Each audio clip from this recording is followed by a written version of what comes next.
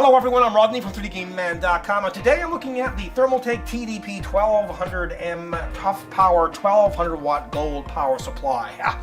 Ooh, that was a long name to say. It comes in this beautiful box that has pictures of the product on it, plus features and specifications. Let's open it up and see what's inside. So they include information about the warranty, a quick setup guide, a pouch that has, look at this, flat, flexible, modular leaves.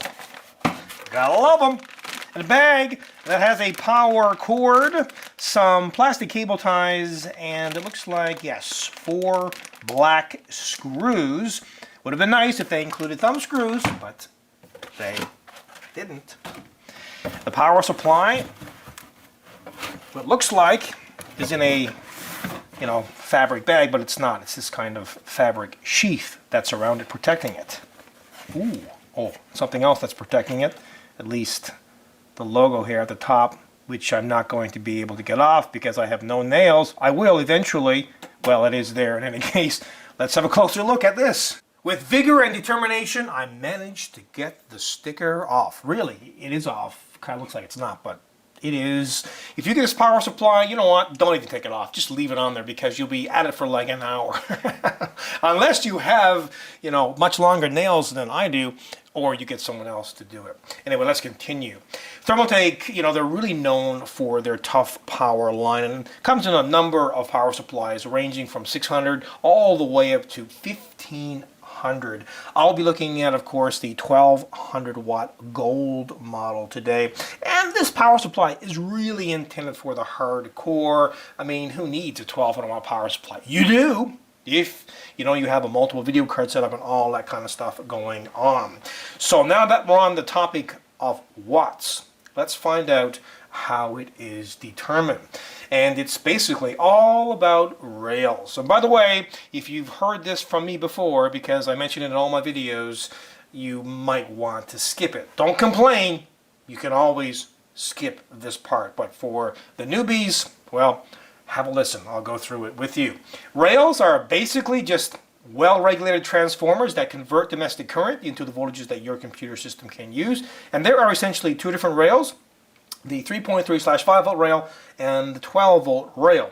Now in this particular case, the approximate maximum peak output of the 3.3/5 volt rail is 150 watts, and the 12 volt is 1200 watts, but it has a peak wattage of 50 watts more, 1250. Okay, so lots of talk about the 3.3/5 volt rails, but what are they responsible for? Well, the 3.3/5 volt rail is responsible for the motherboard, memory, PCI cards, and so on, while the 12 volt rail is responsible for the hard drives, optical drives, fans, CPU, video cards, etc. It's also important to know the peak amps on each rail. Well, for this power supply, and it is listed right here, but you can't see it because it's too small.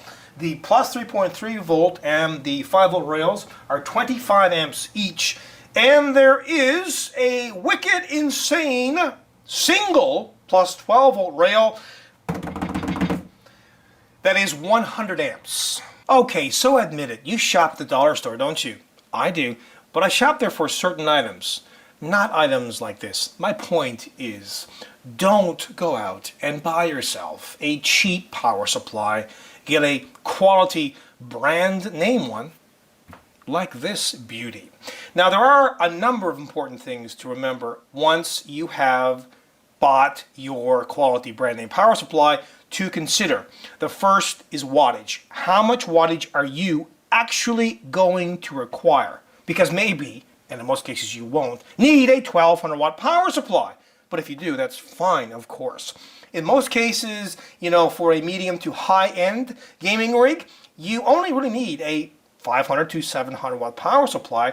But for a hardcore system, you might need something around 800 watts. If, however, you are building an insane, extreme, crazy, wicked, kick-ass gaming rig, with a top-of-the-line multiple video card setup and all that kind of jazz, then you possibly might need this and get a power supply that's over 1000 watts. Second, it should be at or above 80% efficiency, and that's certainly not going to be a problem for this power supply because its efficiency is between 87 to 92% at 20 to 100% load. Third, it should meet the latest ATX and other current standards, environmental directives, over voltage, under voltage, and other protections. This power supply meets all current standards. Fourth, and yes, I realize that their logo is upside down, but still, I'd recommend a power supply that has APFC. APFC, or active power factor correction, assists the power supply in being more efficient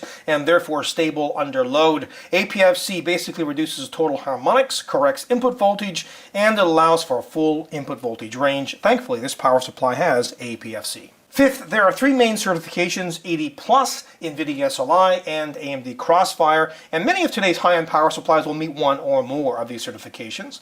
And this power supply, as you can see right here, is 80+ gold certified, and it is Intel Haswell ready. Sixth, and this is very important, look for a power supply that uses Japanese capacitors because, in fact, it does ensure a much more reliable product than a power supply with low-grade capacitors. And this power supply does indeed come with Japanese capacitors. Also, it's very important to get a power supply with an excellent warranty. Now, a lot of Thermaltake power supplies, they come with 7-year warranties, but this one doesn't have a 7-year warranty. It has a 5-year warranty.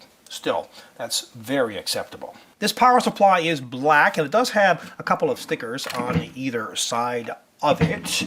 Plus, it includes a very quiet 135mm fan, and there is lots of ventilation, so it should remain cool in just about any environment. Do you see something missing here on the back? Yep, the power switch is missing. A little disappointing, but here is where the power cable gets connected. Now, while this power supply isn't completely modular, as the main motherboard leads are hardwired into the power supply, it's mostly modular, and that counts. And as I've mentioned before, well, you know, you're going to have to use these leads anyway, so not a big deal. Now, when it comes to modular power supplies, I truly adore them because you only need to use the leads for your particular setup, so there's not a lot of cables hanging around inside of the case. And please, whatever you do, take some time and route the cables because it will increase airflow inside the case, and well, you'll impress your friends because you know, they'll look inside of your case and go, whoa, dude, that looks incredible. And I really can't say enough good about flat flexible leads. It seems like a lot of power supply manufacturers these days are adopting them. I love it. Finally, have a listen to the 135mm fan.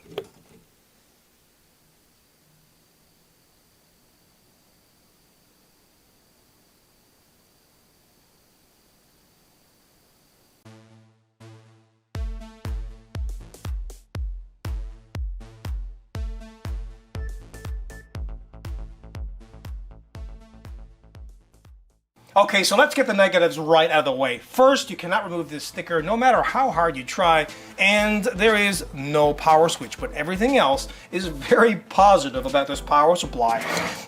Mostly modular, comes with a really super 135mm fan. I think it looks great, and comes with a 5-year warranty. Without a doubt, this is a 100% kick-ass product. Until next time, take care.